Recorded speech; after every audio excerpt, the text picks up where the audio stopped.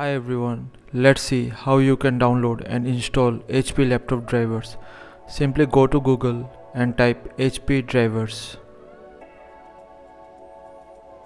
From the search results, go to the official web page of HP.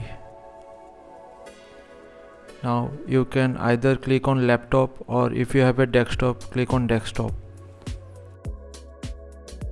Now here you need to enter your system model. To view that, simply go to system information and you will find the system model here.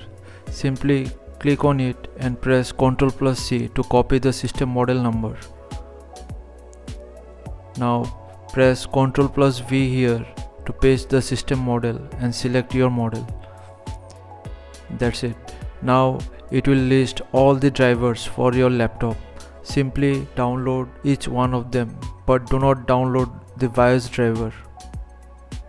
Except that, just look for the latest driver released by the company and download it.